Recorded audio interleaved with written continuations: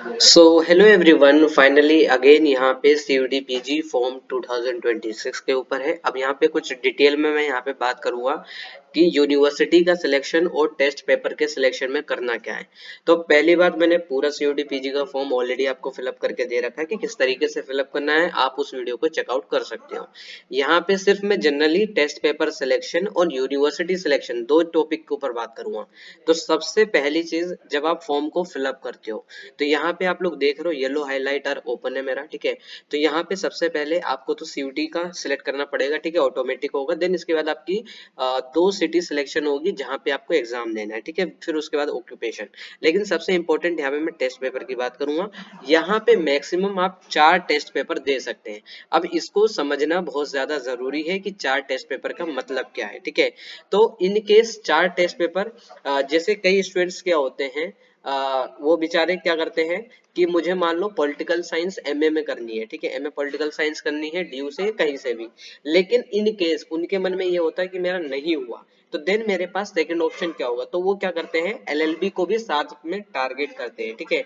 या तो वो पॉलिटिकल साइंस में एडमिशन ले लेंगे या एलएलबी में, जिसमें एडमिशन हो जाए। और ये अप्रोक्सीमेटली मैंने हर एक ड्यू स्टूडेंट जो पॉलिटिकल साइंस कर रहा होता है उसको मैंने मैक्सिमम स्टूडेंट को ये देखा है, ठीक है। अब यहाँ पे हो सकता है कुछ बच्चे हिस्ट्री को भी टारगेट करें, या हो सकता है कुछ बच्चे बीएड का भी फॉर्म फिल अप करें, ठीक है। तो बहुत सारे आप फॉर्म फिलअप कर सकते हो, नो इश्यू, इसमें कोई डाउट नहीं है। लेकिन अब सबसे पहली चीज यहाँ पे अगर मैं जो बात करने वाला हूँ, जब यहाँ पे आप टेस्ट पेपर सिलेक्शन में आते हो तो आप सिर्फ यहाँ पे 4 टेस्ट पेपर दे सकते हो, ठीक है। आप एलएलबी को भी टारगेट कर सकते हो, पॉलिटिकल को भी टारगेट कर सकते हो, हिस्ट्री को भी, बस। और आप ज्योग्राफी को भी टारगेट कर सकते हो। मतलब एक साथ 4 टेस्ट पेपर आप सीयूटी के अंदर दे सकते हो, ठीक है। इससे ज्यादा नहीं दे सकते, 4 जो है मैक्सिमम है। और मिनिमम कितना देना है, तो डेफिनेटली पॉलिटिकल साइंस है, पॉलिटिकल साइंस का आप एग्जाम देकर आ जाओ, या हिस्ट्री है, हिस्ट्री का एग्जाम दो, जिसका भी एक टेस्ट पेपर इनफ है। देन इसके बाद जो यहाँ पे टेस्ट पेपर सेकंड है, थर्ड एंड फोर्थ है, यहाँ पे क्या करोगे, नॉट एप्लीकेबल, अगर आपको इन केस सिर्फ आपको एक ही कोर्स में एडमिशन लेना है। अब यहाँ पे कुछ चीज और ध्यान से सुनो, वो क्या है, ये जो सीयूटी पीजी का फॉर्म है ये अभी दिसंबर चल रहा है, और मैं इसे कहूंगा कि आप जनवरी में फिल करना, क्योंकि अभी सीयूटी के फॉर्म में हो सकता है कुछ अपडेट आए, ठीक है। या फिर ये भी हो सकता है कि यूनिवर्सिटी, जो जितनी भी यूनिवर्सिटीज है, सेंट्रल यूनिवर्सिटी, स्टेट यूनिवर्सिटी या डीम्ड यूनिवर्सिटीज, सभी यूनिवर्सिटीज अपने बुलेटिन रिलीज करेगी जिसमें सारी चीजें मेंशन होती है, ठीक है। तो वो अभी आया नहीं है, वो अभी अप्रोक्स यहाँ पे 10 से 15 दिन लगेगा, इतना टाइम लगता है, ठीक है। उसमें क्या होगा, तो उसमें एक चीज ध्यान से समझो। तो पहली चीज, जैसे मैंने कहा कि टेस्ट पेपर सिलेक्शन में आपको कोई इशू नहीं होगा। लेकिन कुछ बच्चे क्या करते हैं कि वो कोई भी जो यहाँ पे उन्हें दिख रहा है वो टेस्ट पेपर सिलेक्ट कर लिया। एग्जाम्पल के तौर पे क्या मैं कहना चाहता हूँ अब आपको समझ में आएगा, ठीक है। तो यहाँ पे जैसे आप देख रहे हो एमए एंथ्रोपोलॉजी, ठीक है, ये बहुत कॉमन सब्जेक्ट है, ठीक है। कॉमन मतलब मैं इसलिए कह रहा हूँ कि ये थोड़ा सा इशू बच्चों को होता है, ठीक है। वैसे तो देखो नॉर्मली अगर आप एलएलबी है, पॉलिटिकल है, इन सबको टारगेट करते हो, इसमें इशू नहीं होता। लेकिन कुछ ऐसे एमएससी के कोर्सेज होते हैं जहाँ पे आपको इशू क्रिएट हो सकता है, क्या है, तो देखो बीएचयू में अगर आप ध्यान से देखो, ये बीएचयू का बुलेटिन है 2025 का, ठीक है। 2026 का भी आया नहीं है, जब भी आएगा आपको मैं अपडेट कर दूंगा। आप व्हाट्सएप चैनल ज्वाइन कर लो सीयूटी पीजी का, वहां पे आपको अपडेट मिल जाएगी, ठीक है। सो फिलहाल मैं यहाँ पे जो मैं बात करने वाला हूँ वो ये है कि आप जब बीएचयू के बुलेटिन में आते हो तो यहाँ पे आपको ध्यान से देखो, CUT NTA test paper board, ठीक है। तो यहाँ पे बीएचयू कह रहा है, बीएचयू ये कह रहा है अगर आपको बीएचयू में एमए एंथ्रोपोलॉजी सब्जेक्ट के अंदर एडमिशन लेना है तो आपको सीयूटी के अंदर सीओक्यू P11 वाला सब्जेक्ट का पेपर देना पड़ेगा।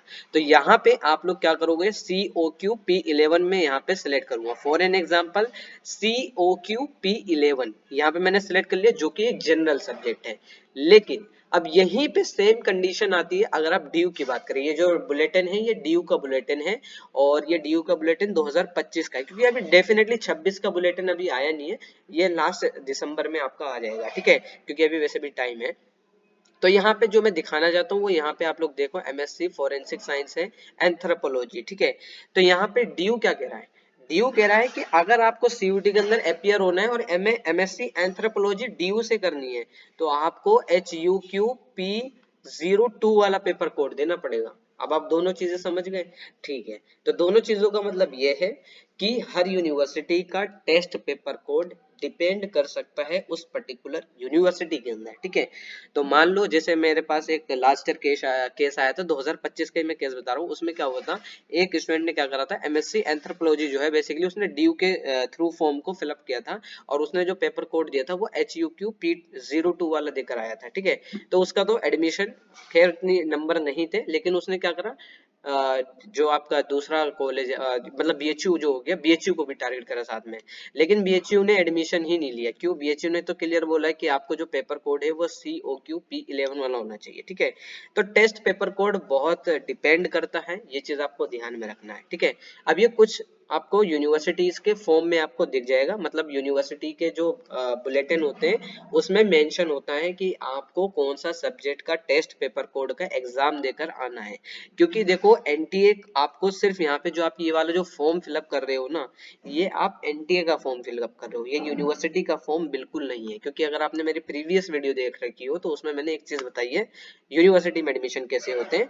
तो पहली चीज एनटीए अपना फॉर्म रिलीज करता है जिसे हम CUT PG कहते हैं। देन यहाँ पे आपका एग्जाम जो हो जाएगा, एग्जाम होने के बाद आपको एनटीए क्या करेगा, रिजल्ट डिक्लेयर कर देगा, बस एनटीए का काम यहाँ तक है।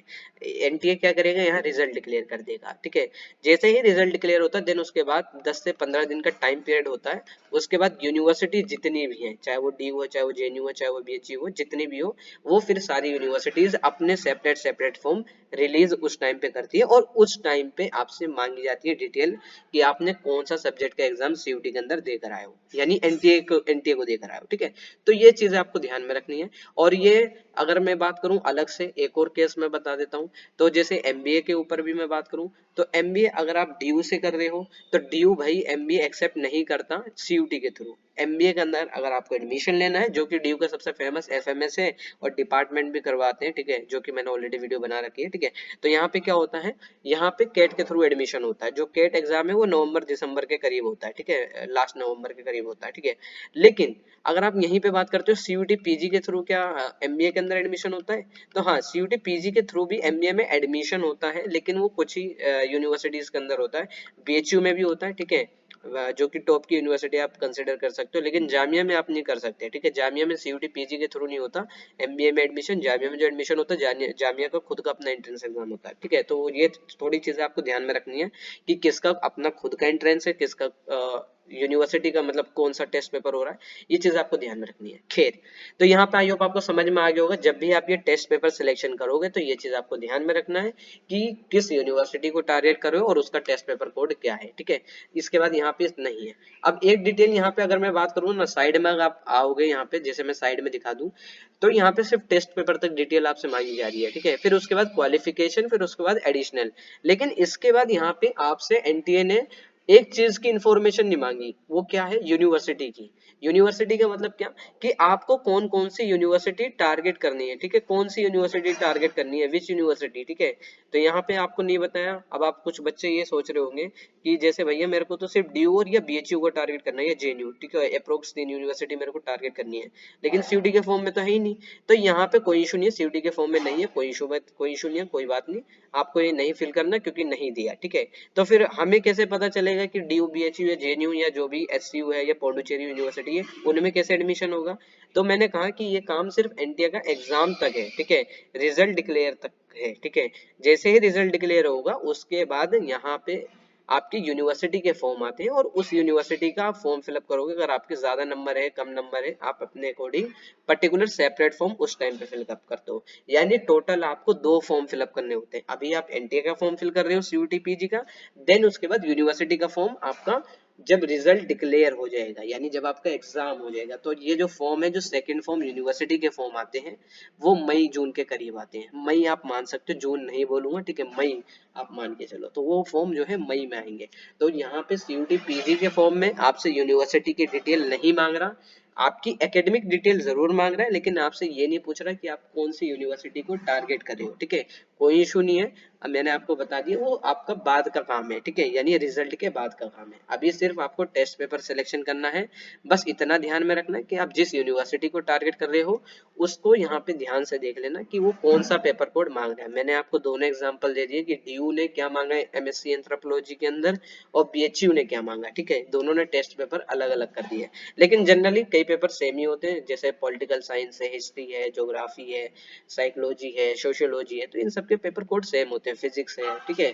तो इन सबके सेम होते हैं, इससे कोई घबराना नहीं है, लेकिन कुछ के सेपरेट है, तो वो ध्यान से आप चेकआउट कर लेना, ठीक है। तो यही सारी चीजें हैं। बाकी आप सीयूटी पीजी की बुक वगैरह परचेज करना चाहते हैं तो परचेज कर सकते हैं, टैग आपको मिल जाएगी नीचे डिस्क्रिप्शन बॉक्स में, टैग लिस्ट, आप उसमें जाके चेकआउट कर सकते हो, ठीक है, जो भी आपको बुक वगैरह चाहिए।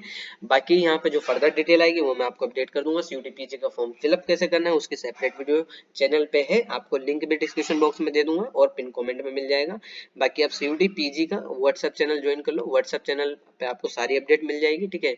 बाकी अगर आपकी कोई फर्दर क्वेरी है तो ये मेरा व्हाट्सएप नंबर है, ठीक है, 965619 805, तो आप इस पे भी व्हाट्सएप मैसेज कर सकते हो, ठीक है, कोई फर्दर क्वेरी है तो, ठीक है। अगर मान लो कौन सा टेस्ट पेपर देकर आना है, कोई फर्दर क्वेरी रहती है तो आप व्हाट्सएप मैसेज कर सकते हो। बाकी सीयूडी पीजी का व्हाट्सएप चैनल ज्वाइन कर सकते हो।